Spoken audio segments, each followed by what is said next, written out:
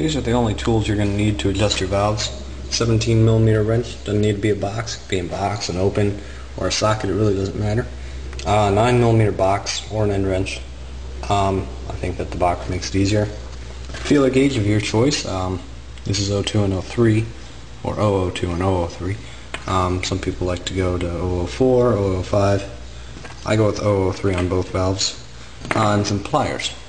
And if you're rich enough, you can buy some of those fancy schmancy little some special tool you can buy. Makes it easier to adjust your valves, and it's basically a combination of this and the pliers that hold the little nut, the little adjuster in the middle.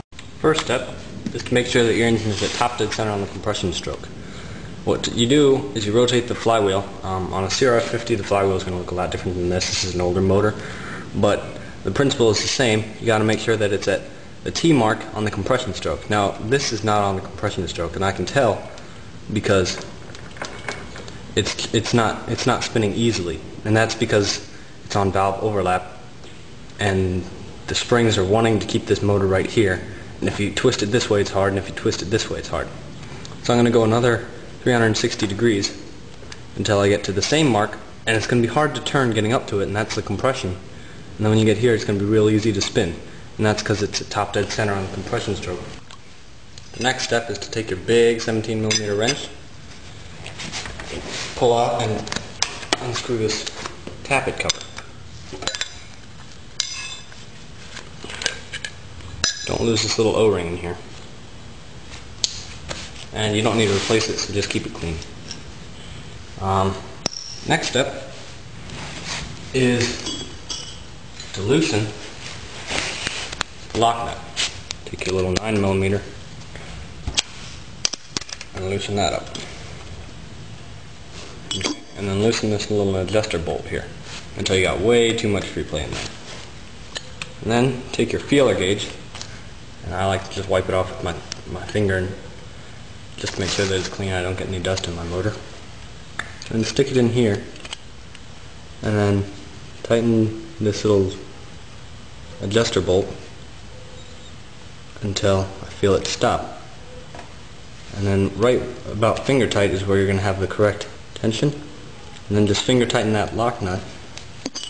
And then take your pliers, or take your box wrench first and stick it on here, and then take your pliers to keep this little adjuster thing from spinning, and then snug it up.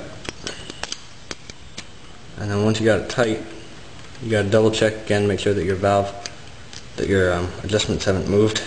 So snug that, then check this again for the correct tension. You should just have a little bit of pull on there. You don't, I mean not pull, but a little bit of friction. And then you put this back on. And then the manual says you got to torque this to 10 foot-pounds, but you don't really need to. But the point I'm making is that you don't want to over tighten this because it doesn't need to be very tight. So just snug that on there, and you're good. Now you can do the exhaust. Okay, now the exhaust side is exactly the same. Loosen this thing up. Make sure that the engine is still at top dead center.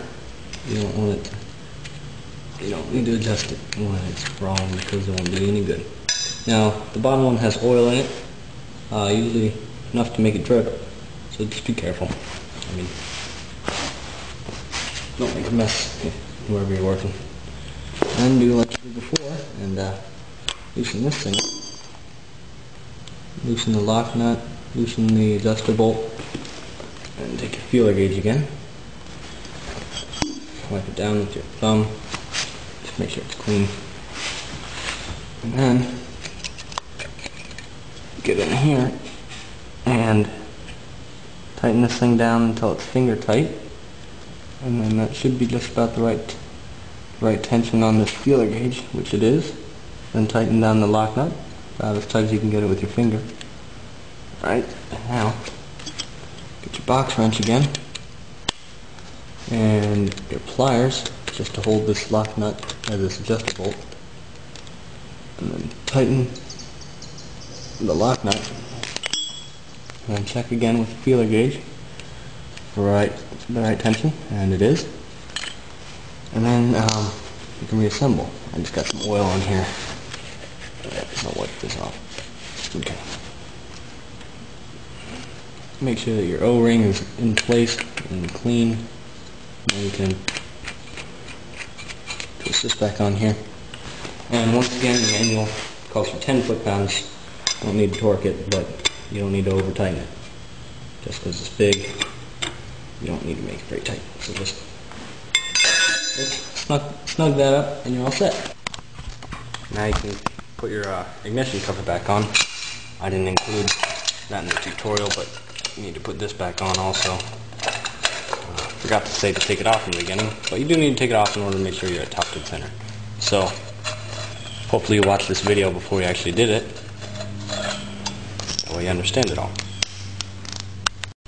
Once you got everything cleaned up and put back together, you can